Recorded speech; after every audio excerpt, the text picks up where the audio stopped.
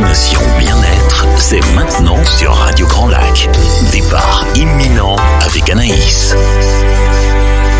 Bonjour à tous et à toutes, j'espère que vous allez bien en ce mercredi. Je suis ravie de vous retrouver avec mon invitée du jour, qui est Sophie Collonclair. Bonjour Sophie. Bonjour Anaïs. Bienvenue à toi Sophie. Alors aujourd'hui on va utiliser un terme au moins pour le début de l'émission pour nommer les choses comme elles le sont et on vulgarisera un petit peu plus tard. Mais Sophie, tu viens ici aujourd'hui nous parler de dermographie.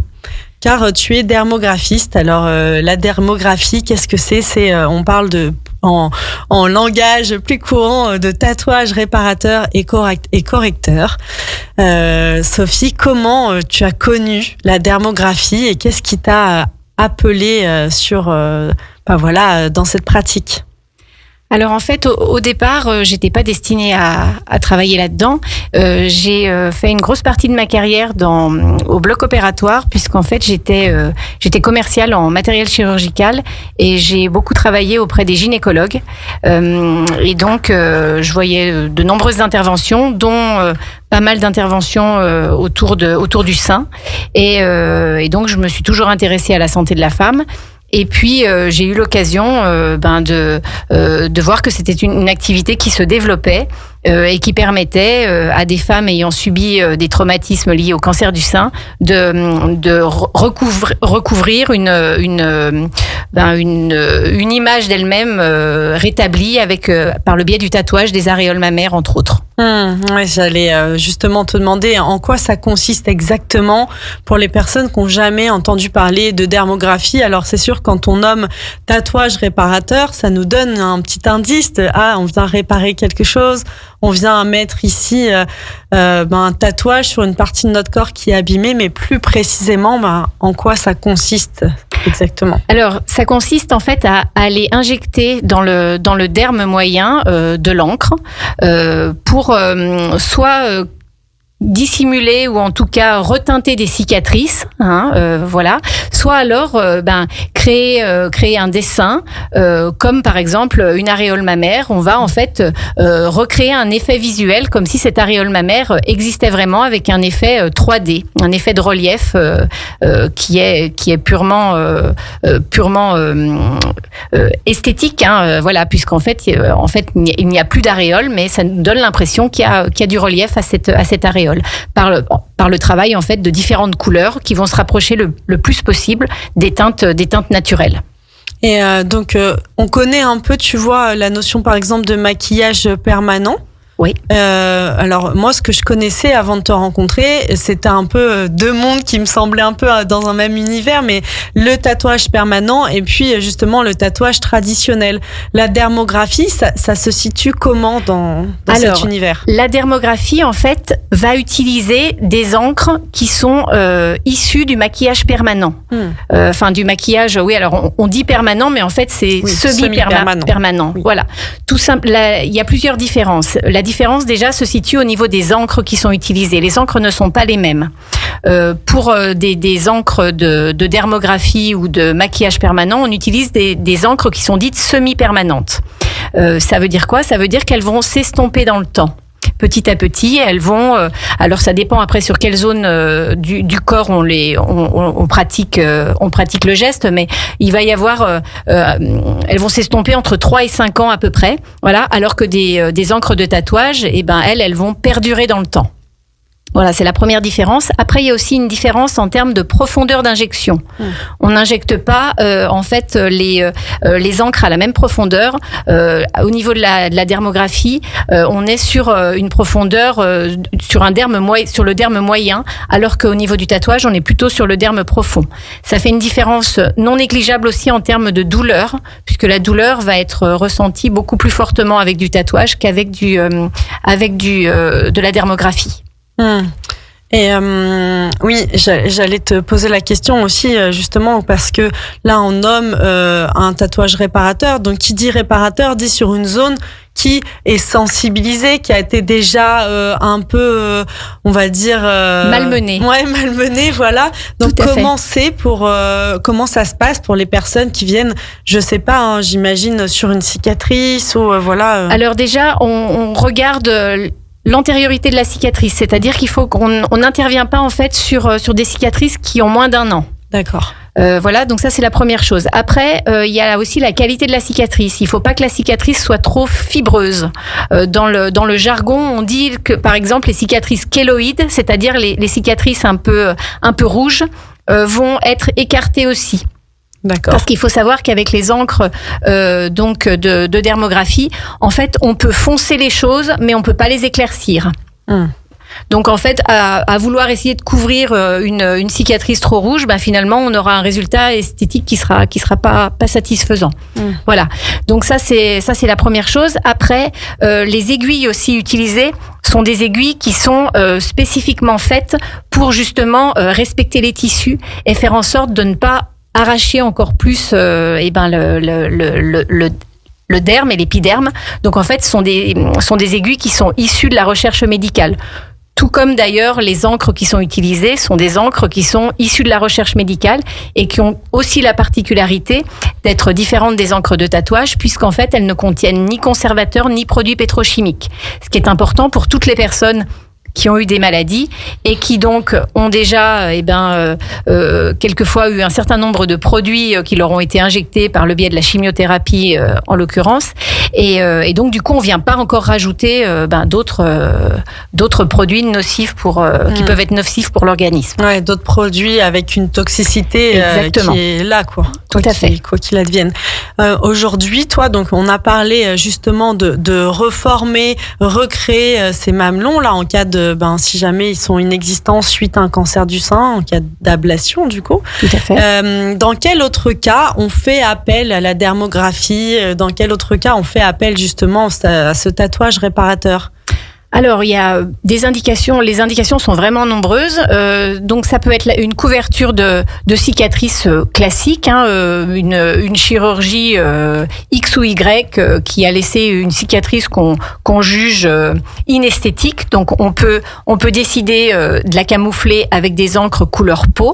Voilà. Ah oui. Okay. Voilà. Donc à ce moment-là, on va essayer d'estomper au maximum en se rapprochant le plus de la couleur de la peau. Donc on a tout un panel de couleurs qui est proposé et donc on tâtonne un peu comme un peintre. En fait, on cherche le ton le plus proche. Voilà. C'est intéressant parce que moi je me disais, dans mon imaginaire, tu vois, c'était un tatouage réparateur. C'était l'idée de je vais venir couvrir ma cicatrice avec un dessin, avec un tatouage. Alors, j'avais pas à envisager la possibilité de venir repigmenter en fait un peu. C'est exactement ça.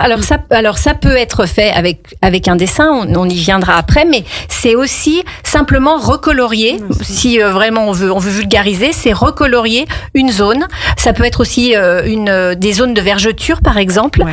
Après des grossesses entre autres. Voilà une cicatrice de césarienne. Voilà. Donc ça c'est tous des cas où en fait on va teinter avec des couleurs naturelles. Après, les autres indications, c'est refaire une ligne de sourcil aussi pour des gens qui ont perdu leur sourcil suite à des traitements. Ça peut être aussi refaire un ras de cils aussi quand on a perdu ses cils. Ça arrive aussi suite à des traitements.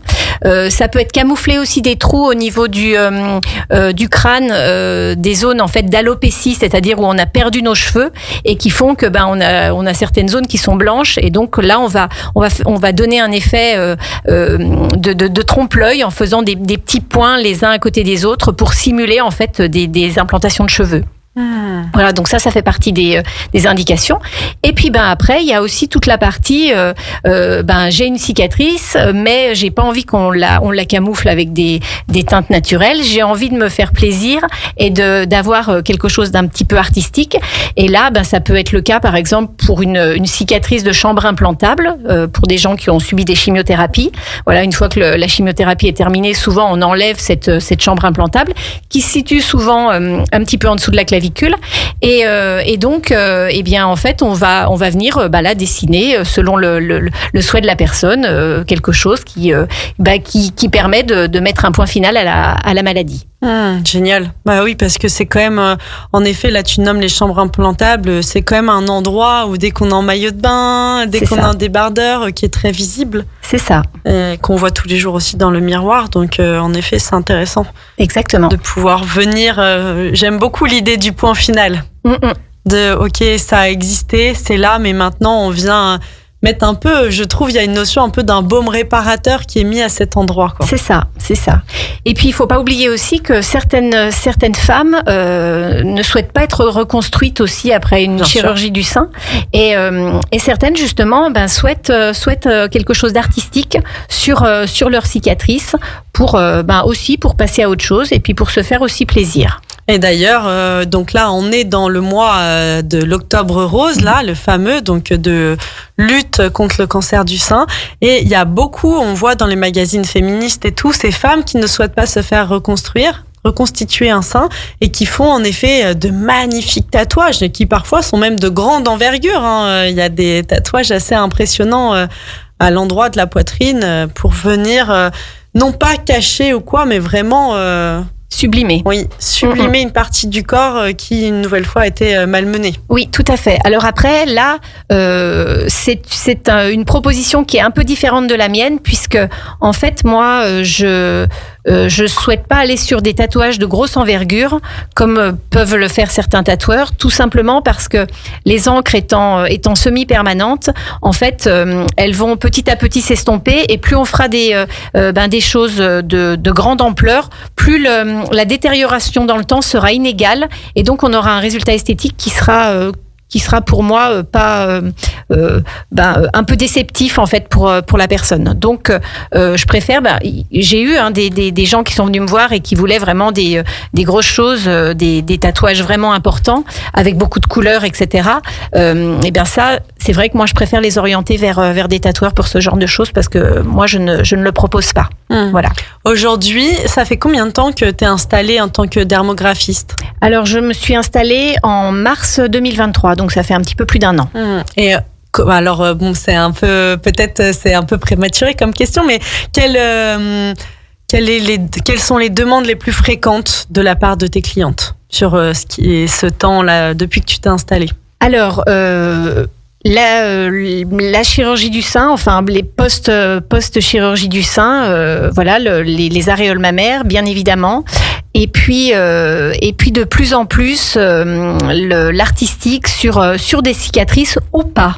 Parce que le fait que je travaille avec des encres qui sont non nocives pour l'organisme, en fait, j'ai pas mal de gens par le bouche à oreille qui ont commencé à me demander s'il était possible de faire des tatouages artistiques sans avoir de problème de cicatrices.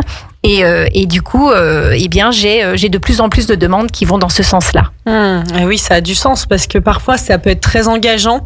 Un tatouage, on peut avoir envie, et je trouve que ça peut être aussi intéressant dans l'idée de j'envisage un tatouage définitif, mais comme un passage, je vais voir déjà en 5 ans, est-ce que je m'en suis lassée, est-ce que c'est au bon endroit, est-ce que c'est le bon dessin, un peu toutes ces questions qu'on se pose, et quand ça y est, c'est définitif, c'est plus compliqué. C'est ça. D'autant que dans la démarche aussi, quand j'accompagne les gens, je leur propose aussi de faire une simulation au crayon à maquillage, déjà pour établir si on est OK au niveau de la zone, si on est OK au niveau de la taille, parce que entre ce qu'on s'imagine et ce que l'on voit dans le miroir, c'est complètement différent. C'est pour ça que pour moi, c'est vraiment un projet qui se réfléchit, qui se fait pas. On va pas acheter une baguette de pain. Voilà, je leur dis souvent, vous allez pas acheter une baguette de pain, donc prenez le temps. Et ce temps, il peut être plus ou moins long en fonction de là où on en est dans notre réflexion. Donc certaines femmes, une fois ce premier rendez-vous de prix où on prend le temps de se découvrir, de voir quelle est la finalité, etc., leur parcours aussi, parce que souvent les gens ont besoin de parler de ce qu'ils ont vécu aussi pour qu'on comprenne un petit peu mieux. En fait il leur faut un petit peu plus de temps pour acter ça y est, j'y vais et je me lance. Voilà. Et ça, faut le respecter, et je trouve que c'est vraiment primordial. Et oui, parce qu'en général, donc on te contacte, il y a un premier rendez-vous qui est un rendez-vous de prise de contact de chacune des parts. C'est ça. Là où tu poses beaucoup de questions, tu rentres dans la connaissance de la personne, de sa demande, de son motif un peu. Et là, à ce rendez-vous-là, il se passe rien d'autre que on se rencontre. Alors, on se rencontre. Souvent, je leur demande aussi leur cheminement médical, on va dire, par rapport à la pathologie en particulier, l'antériorité des cicatrices, bien évidemment. Et en fait, on va regarder la zone qui potentiellement pourra être tatouée. On échange sur des modèles ou des couleurs qui plairaient. On fait des tests, on fait des mesures et voilà. Donc ça peut prendre jusqu'à 1h30 de temps pour vraiment voir tous les aspects. Je leur remets aussi toute une documentation aussi sur qu'est-ce que la dermographie, qu'est-ce que ça implique.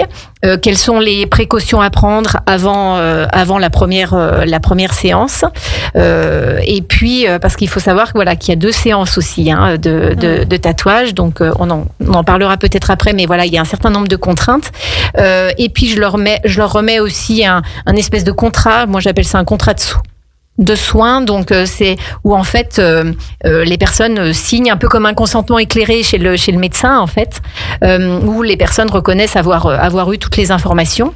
Et puis il y a un questionnaire aussi sur un peu si elles ont des allergies, ce genre de choses. Parce qu'il faut qu'on sache si ces personnes sont par exemple à risque par rapport à l'herpès, par rapport à ce genre de problématiques de peau qui peuvent avoir une incidence sur la bonne prise des encres. Voilà. Ok. Et justement, alors c'est quoi ces contraintes entre guillemets en tout cas, avant une séance de tatouage, à quoi les personnes doivent se préparer? Qu'est-ce qu'elles doivent faire, ne pas faire? Alors, par exemple, juste avant un tatouage, il faut éviter de prendre de l'aspirine et de boire du café. Okay. Parce qu'en fait, tout ça va fluidifier le sang. Et donc, du coup, potentiellement, on pourra peut-être un petit peu plus saigner. D'accord. Voilà. Donc ça, c'est les contraintes, on va dire, avant.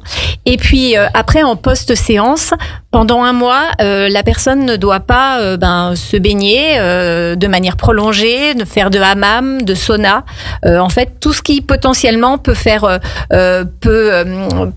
rentrer des germes, et puis peut en fait limiter la prise de l'encre, parce que une cicatrisation optimale se fait entre 21 et 28 jours.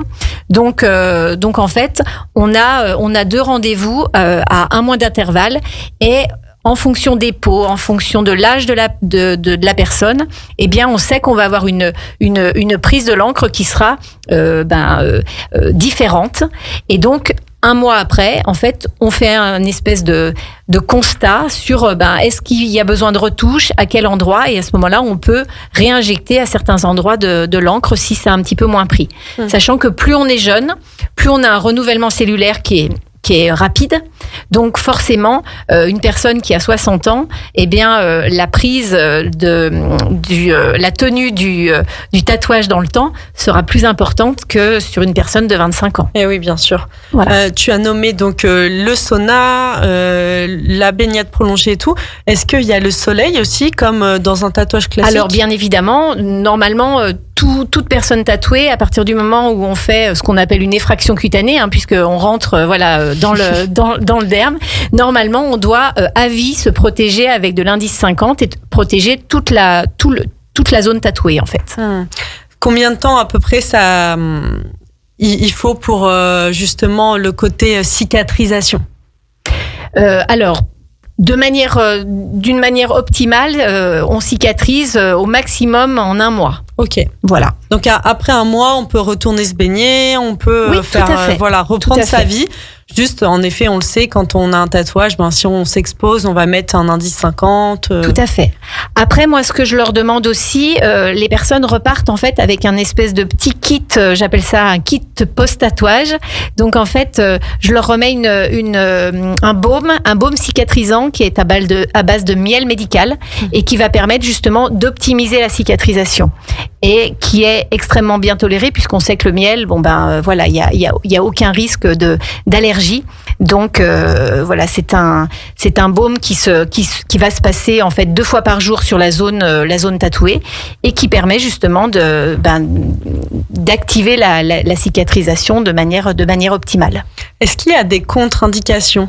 Alors en âge, mais aussi en état de santé, enfin vraiment général. Alors, quel public tu n'es pas en capacité de recevoir ? Alors, effectivement, il faut être majeur, voilà, pour bénéficier de ce type de geste. Il faut pas être enceinte non plus. Okay. Voilà. Et puis après, il faut pas avoir de maladie de peau active. C'est-à-dire que, voilà, bien évidemment, on va pas aller tatouer une personne qui est en train de faire une crise d'herpès ou d'eczéma ou voilà, parce qu'on sait que la cicatrisation sera pas bonne. Oui, bien sûr. Voilà. Merci Sophie.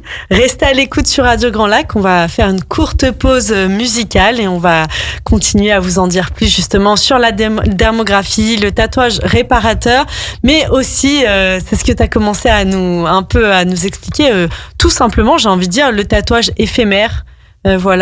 Qui peut être les prémices ou aussi on a envie de se faire tatouer mais que ça ne dure pas toute la vie. Destination bien-être, c'est maintenant sur Radio Grand Lac. Départ imminent avec Anaïs. Merci de toujours être à l'écoute sur Radio Grand Lac. Aujourd'hui, j'ai le plaisir de recevoir Sophie Collonclerc qui nous parle de dermographie. Donc avec Sophie, on vous a parlé en première partie d'émission de qu'est-ce que la dermographie, donc le tatouage réparateur et correcteur, et puis à quel public ça s'adresse, à quel public ça ne s'adresse pas. Donc n'hésitez pas, si vous arrivez seulement maintenant et que vous avez vraiment envie de découvrir cette thématique, vous pouvez nous retrouver comme d'habitude sur notre chaîne YouTube. Dans l'émission Destination Bien-être, vous avez accès toujours à tous nos replays, donc n'hésitez pas à nous écouter encore et encore pour répondre à vos questions aussi, à commenter et on répondra avec grand plaisir. Donc Sophie, tu nous parlais, donc on a terminé sur dans quel cas on peut pas venir faire un tatouage réparateur. Tu disais en effet quand il y a quelque chose, une maladie au niveau de la peau, quelque chose, une crise aiguë chez les enfants aussi, il faut être majeur.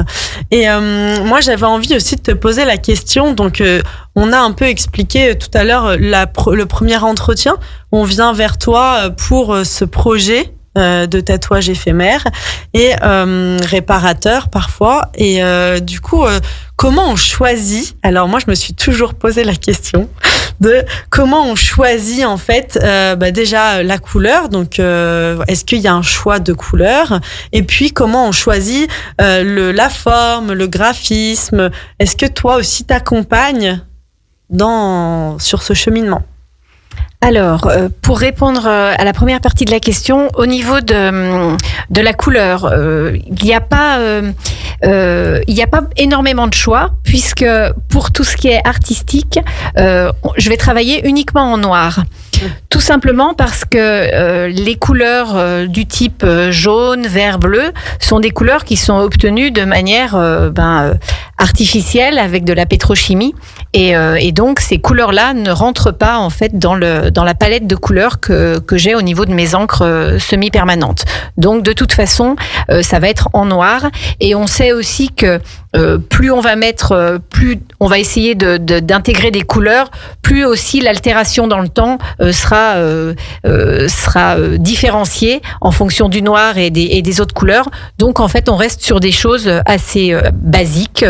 On travaille en noir. Donc ça, c'est la première chose. Après, l'autre partie de la question, c'était justement comment on chemine sur quelle forme. Ah oui. Tu vois, donc on a parlé en effet, si c'est une reconstitution du mamelon, c'est assez facile, mais si on veut par exemple un tatouage sur une cicatrice où on a le désir de mettre une forme, comment tu nous guides si on n'a pas d'inspiration, alors j'imagine qu'il y a des gens qui arrivent avec un projet, mais si on arrive sans projet. Alors tu parlais tout à l'heure du mamelon. En fait, le mamelon, c'est pas toujours simple non plus, parce que il faut savoir que certaines personnes n'ont plus de mamelons, ont une double mastectomie, donc auquel cas on part avec une page blanche. Certaines viennent avec des photos d'avant, donc on retravaille en fait par rapport à ce qu'était leur sein avant l'intervention, mais elles n'ont pas toujours ça, donc quelquefois en fait, on fait par rapport à notre patte aussi personnelle, voilà. La taille aussi du mamelon, de l'aréole va être différente selon le volume des seins. Bien évidemment que plus on aura un volume de seins important, plus les aréoles seront larges. Voilà. Donc ça, c'est pour la partie vraiment aréole mammaire. Et puis donc pour la partie artistique, c'est aussi pour ça que ce premier entretien est super important, puisque en fait j'essaye de demander aux gens ce qui leur parle, s'il y a des choses, ils aiment les fleurs, s'ils aiment les animaux, quels sont leurs passe-temps, on va dire, et les choses qui les émeuvent, et donc du coup on va travailler, on va essayer de chercher, est-ce que vous aimez plutôt les choses assez basiques, les choses plutôt géométriques, est-ce que vous aimez les rondeurs, est-ce que certains arrivent avec des modèles, Pinterest c'est juste incroyable en termes de richesse de modèles pour quand on sait pas trop où trouver, et puis voilà, il m'apporte un modèle. Donc au départ, la simulation, on va la faire par rapport à un modèle donné. Et puis après, moi, je vais essayer de proposer un peu ma patte, c'est-à-dire de retravailler le modèle en question pour l'adapter un petit peu à ce que je suis, et puis aussi à la volonté des gens, puisque certains disent voilà, je vous amène tel modèle, mais il y a telle partie que j'aime pas trop, j'aimerais supprimer ça et puis peut-être revoir telle partie. Donc en fait, c'est un projet qui se construit à deux. Donc voilà, ça peut être des échanges qui durent même assez longtemps, alors par mail. Donc moi je fais des croquis, je leur envoie, et puis ils me font un retour, et puis une fois qu'ils sont à peu près sûrs du dessin, donc on valide, et puis après on y va.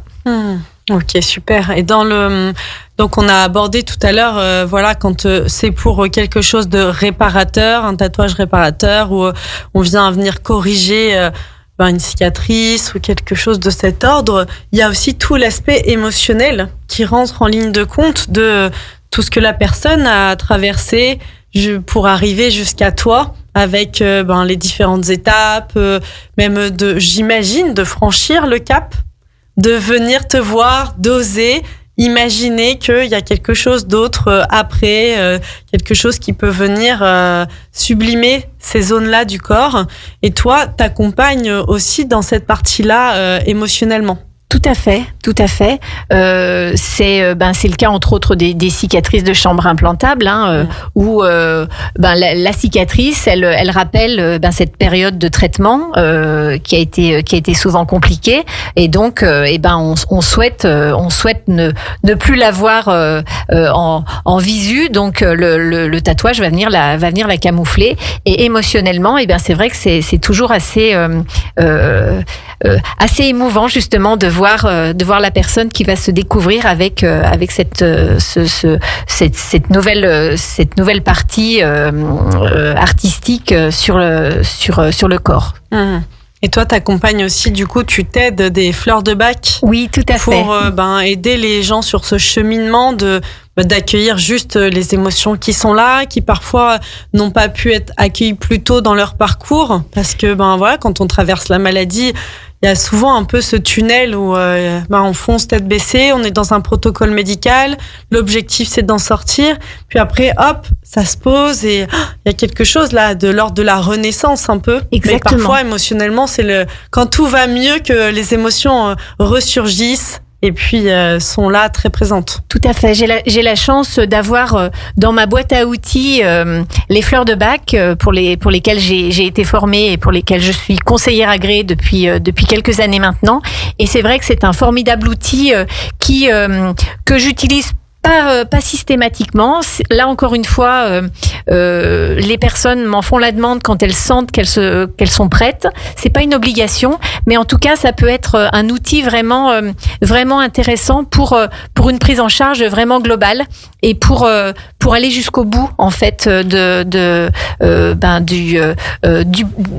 projet ou de l'épreuve en tout cas pour vraiment passer à autre chose. Voilà, ça permet de laisser derrière soi finalement les cicatrices émotionnelles autant que physiques qu'on a pu ressentir. Ouais, bien sûr. Est-ce que toi, dans ton parcours, tu as déjà eu des cas particulièrement émouvants ou transformateurs où tu as vu que vraiment là, dans le tatouage réparateur, il y avait quelque chose qui venait accompagner et transformer?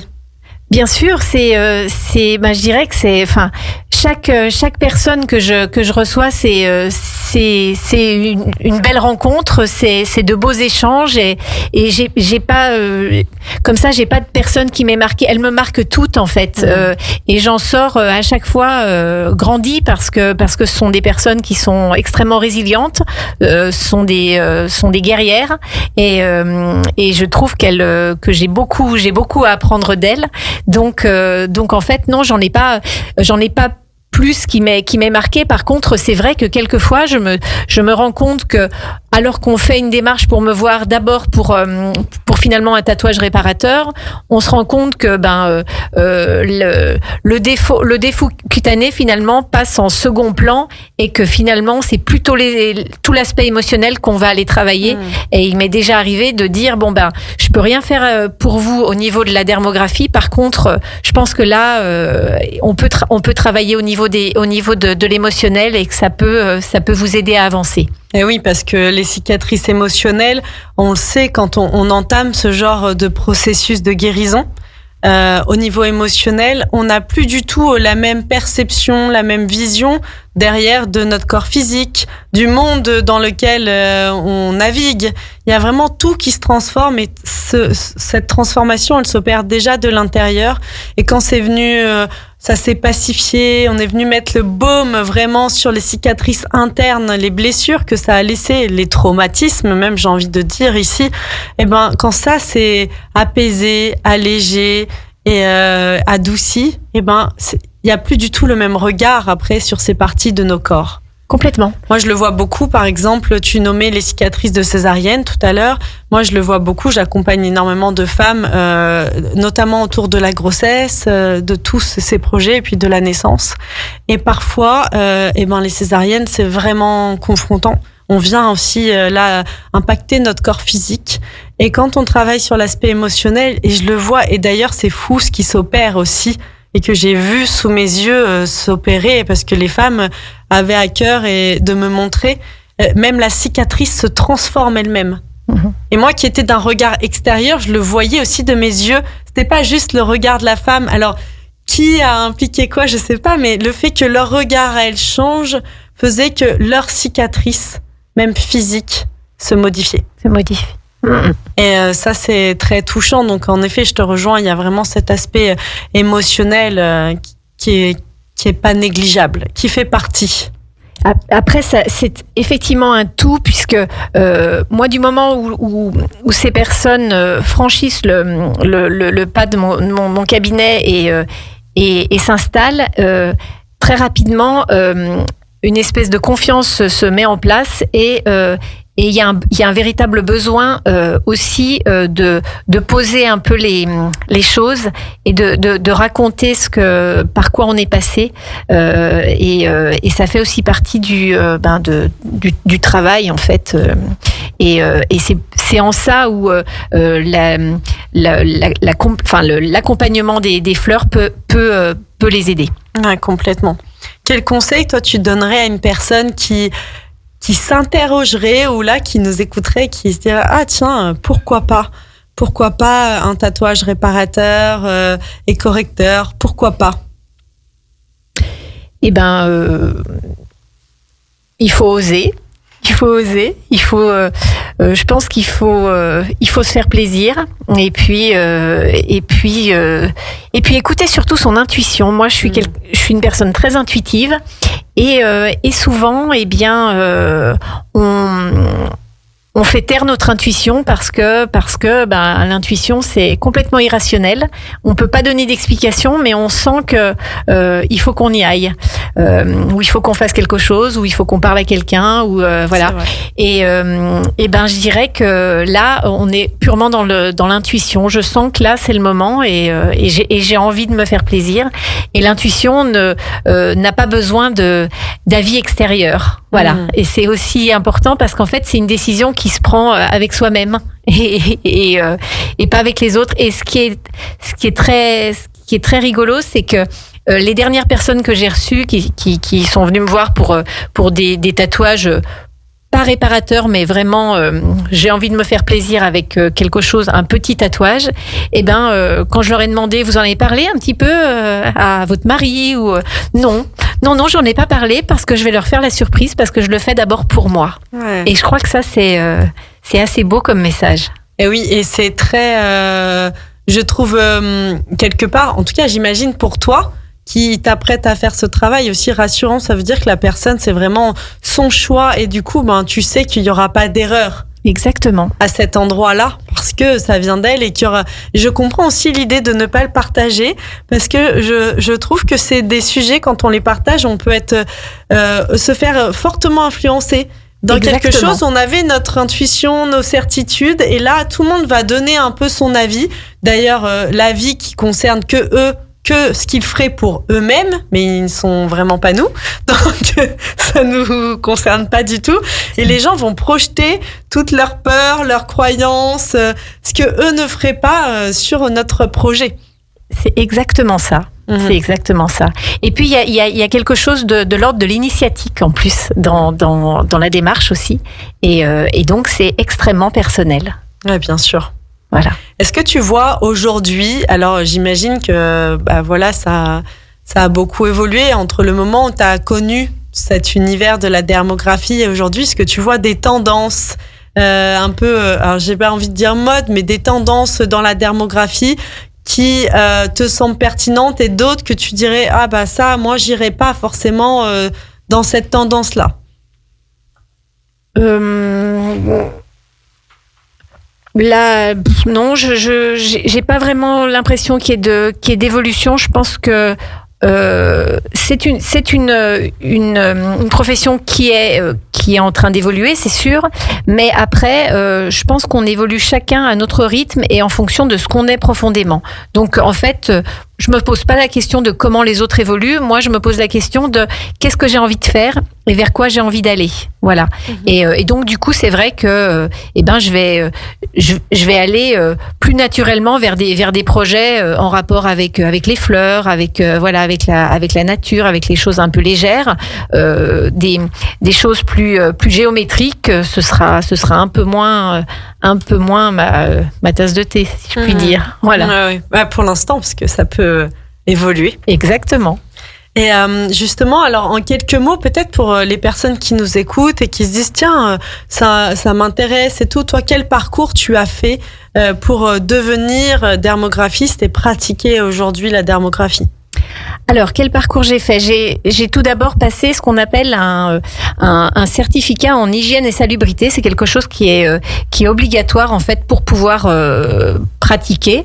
C'est pas très long, hein, c'est un stage qui dure 3 jours et qui permet en fait de connaître toutes les contraintes sanitaires liées à la profession, et qui permet d'avoir une autorisation d'exercer qui est délivrée par l'Agence régionale de santé. Voilà, qui permet de répertorier tous les professionnels qui sont passés par cette formation. Ça, c'est la porte d'entrée. Et puis après, moi j'ai suivi une formation sur Bordeaux en lien spécifiquement avec la dermographie réparatrice, et donc en fait une partie avec de la formation théorique sur la dermatologie bien évidemment, la cancérologie, la scénologie, etc. pour que on sache quand même de quoi on parle. Et puis après il y a toute une partie pratique pour appréhender l'aiguille, la profondeur, le dessin, voilà. Et oui, j'allais te dire, c'est bien que tu nous nommes la sécurité et l'hygiène. Justement, comment c'est assuré Ça, pour les personnes, c'est un sujet qui est hyper important aussi et qui, comme tu l'as dit tout à l'heure, comment t'as dit, on fait une infraction oui, c'est une effraction cutanée. Voilà, donc, c'est-à-dire qu'on rentre dans notre organisme. Oui, quelque part. Tout à fait. Comment est assurée l'hygiène et la sécurité durant les interventions? Alors, déjà, moi, je travaille dans une salle qui est dédiée à la dermographie. C'est-à-dire que dans cette salle, on n'y fait pas, je ne reçois pas, par exemple, de gens pour faire des entretiens en fleurs de bac dans la salle dans laquelle je dermographie. Voilà, ça, c'est la première chose. Il y a des contraintes d'hygiène, comme par exemple le sol de la salle qui doit être en linoléum. Il ne doit pas y avoir de joints, par exemple, de carrelage. On doit avoir un point d'eau. On doit avoir du matériel en inox. Voilà. Et puis après, en fait, je travaille tout en stérile et en usage unique. Donc, ça part des gants et ça va jusqu'aux petits godets dans lesquels je mets l'encre. Voilà. On travaille aussi avec des compresses stériles. Enfin, tout est fait pour limiter au maximum, en fait, le risque de faire rentrer des germes dans l'organisme. Voilà. Donc il y a cet environnement qui est sécurisant. Je travaille avec un masque, bien évidemment. Voilà, donc tout ça c'est extrêmement normé et c'est pour ça que ce stage, il est primordial si on veut exercer de manière légale. Ouais, donc il est obligatoire pour pratiquer. Exactement. Super. Et une dernière question, juste sur les équipements, tu les as un peu nommés, mais alors, tu vois, pour quelqu'un comme moi qui suis jamais rentrée dans un salon de tatouage, c'est quoi un peu les outils? Tu sais, on a un peu l'image, par exemple, chez le dentiste, on arrive, il y a une table et puis il y a plein d'instruments, on sait pas trop à quoi ça sert, parfois c'est un peu effrayant.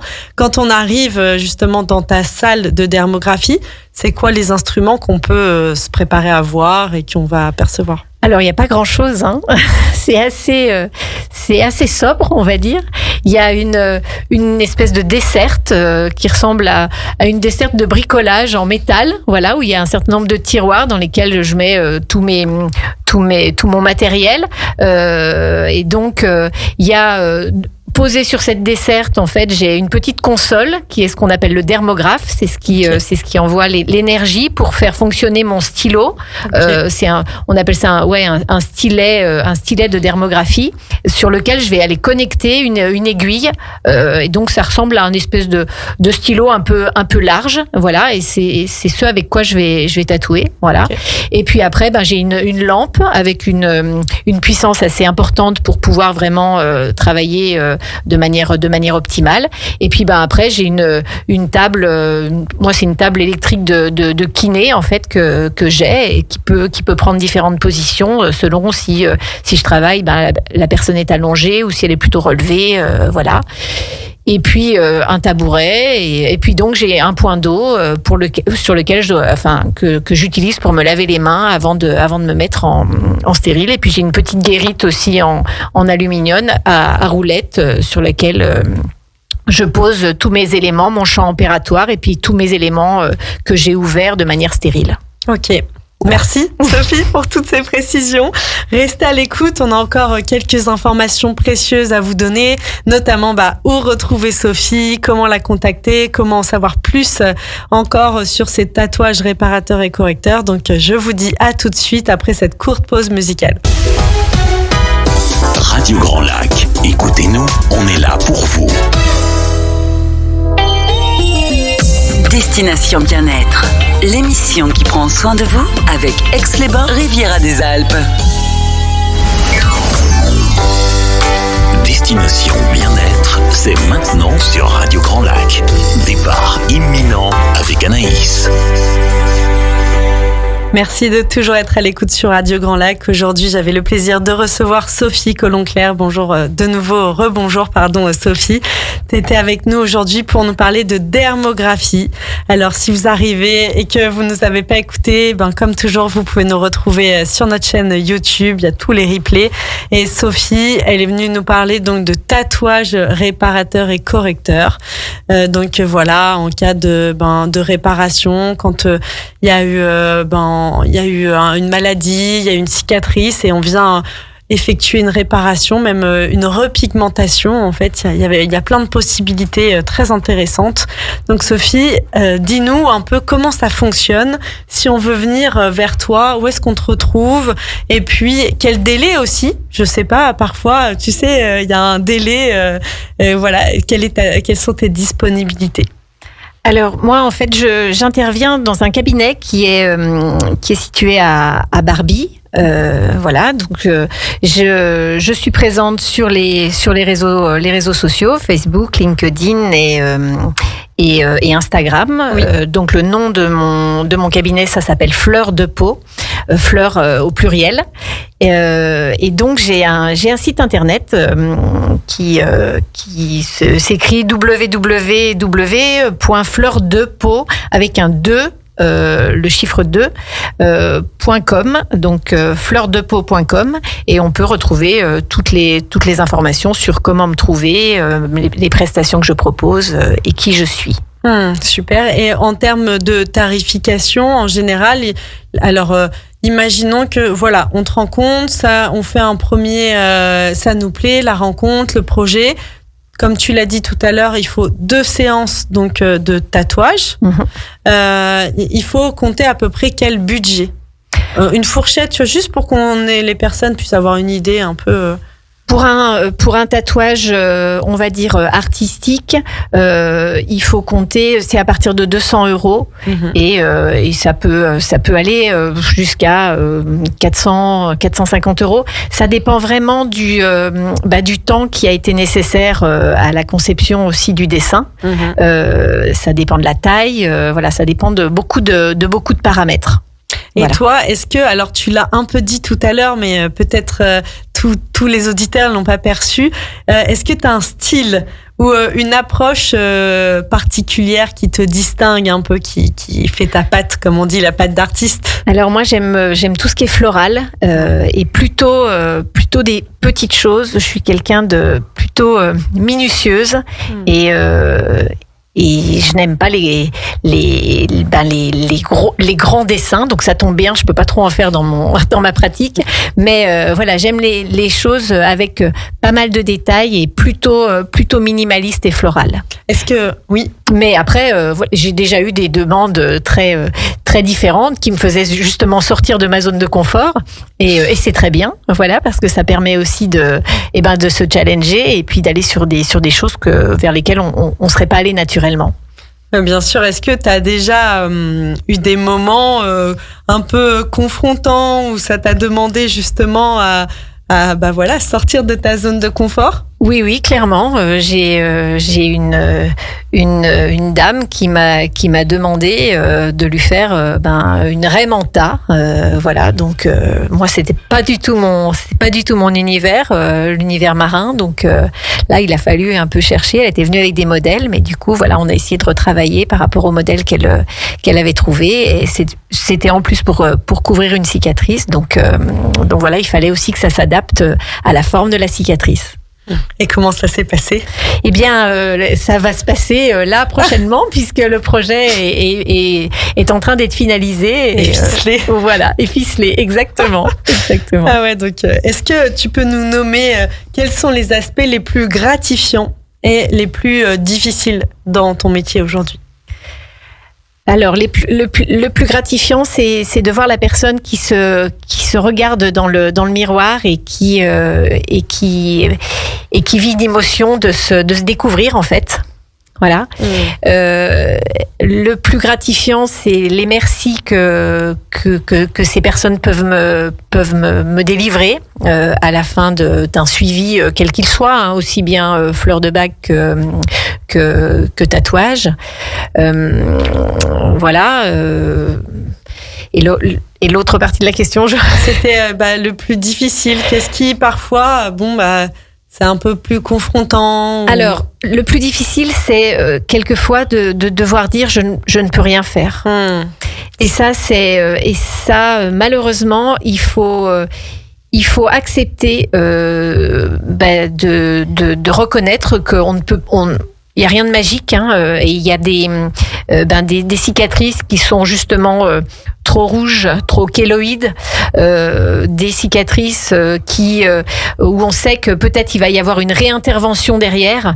Eh bien, il faut accepter de dire que c'est peut-être pas le moment ou en tout cas qu'on n'est pas la bonne personne. Voilà. Oui, ça c'est pas évident du coup.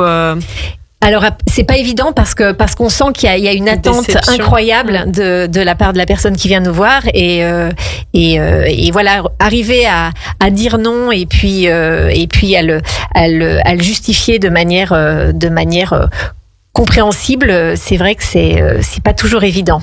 Et oui, ça devance un peu la question que j'avais envie de te poser aussi sur comment tu gères quand des personnes arrivent parfois avec un projet très spécifique, mais qui, avec ton expertise, tes compétences, te semble pas toujours approprié.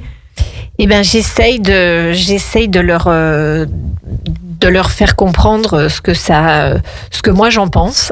Et puis bien après, la décision elle leur revient, mais c'est vrai que c'est à moi de garder un œil professionnel et puis d'arriver à dire à la limite, si vous voulez vraiment aller là-dessus, je pense que je suis pas la bonne personne. Ça m'est arrivé, j'ai eu une fois un cas de conscience, c'était au tout début de mon activité où voilà, j'avais besoin de démarrer, et j'ai eu une demande pour un projet très important en termes de taille, et du coup ça m'a tenue éveillée une bonne partie de la nuit, et c'est vrai qu'au final j'ai recontacté la personne en lui disant que j'étais sans doute pas la personne la plus adaptée pour son projet. Ouais, j'imagine. Est-ce qu'il y a tu te formes est-ce qu'il y a des nouvelles techniques dans la dermographie? Est-ce que ça continue d'évoluer? Est-ce que c'est encore quelque chose auquel tu te formes? Je sais pas, je connais pas du tout, mais tu vois, tu nommais tout à l'heure, j'ai trouvé ça très beau, la notion de peinture. Les peintres, parfois, il y a des nouvelles techniques auxquelles on se forme, ou dans tous ces... Alors oui, bien sûr, il y a régulièrement des nouvelles techniques qui arrivent. Après, c'est beaucoup... on essaye de créer aussi un réseau entre dermographistes, voilà, et puis un réseau d'entraide, en fait. Et c'est vrai qu'on a toutes nos points forts et nos points faibles, et c'est vrai que on peut aller se visiter les unes les autres en fonction de ce que l'on a envie d'approfondir un peu plus et qu'on maîtrise un petit peu moins. Bien sûr. Et ça amène ma dernière question pour toi aujourd'hui, Sophie, une question un peu plus personnelle justement dans ce réseau. Est-ce que toi-même tu es tatouée? Est-ce que c'est quelque chose auquel tu penses? Et justement, est-ce que t'en es où sur ce chemin personnel? Alors non, je ne suis pas tatouée pour l'instant. C'est marrant parce que c'est une question que me posent souvent les gens qui viennent me voir. Oui, parce que souvent on a cette image. Moi, j'ai des amis tatoueurs, et notamment qui sont en Amérique du Sud, ils sont mais vraiment tatouée de la tête aux pieds. Donc non, je ne suis pas tatouée. Moi, c'est quelque chose que j'aimerais avoir un petit tatouage, mais je réfléchis encore à ce que j'aimerais avoir de tatoué, et je l'ai pas encore trouvé, mais en tout cas, j'aimerais arriver à me le faire moi, en fait. Ah oui, voilà. J'osais pas te poser la question, parce que je me suis dit, est-ce que ça se fait de se tatouer tout seul? Oui, mais du coup, on a quelques contraintes en termes d'endroit. D'emplacement, mais c'est quelque chose que j'aimerais bien faire. Pour l'instant, mon mari y a eu droit, voilà, parce que ça a été mon premier client, voilà. Mais non, moi je suis pas encore tatouée. Ok, merci beaucoup Sophie. Merci pour toi, ta Anaïs. présence aujourd'hui ici. Donc n'hésitez pas à retrouver Sophie sur ses réseaux sociaux et aussi son site internet, donc fleurs au pluriel 2 peau. Et puis, n'hésitez pas à réécouter le replay. Vous trouverez toutes les informations et à nous poser toutes vos questions. À très bientôt sur Radio Grand Lac. Radio Grand Lac, à Aix-les-Bains et autour du lac du Bourget, votre radio. Plongez dans le grand bain de la vie locale avec notre application 100% gratuite pour écouter votre radio préférée. Radio Grand Lac. Téléchargez-la dès maintenant et vivez l'expérience Radio Grand Lac où que vous soyez.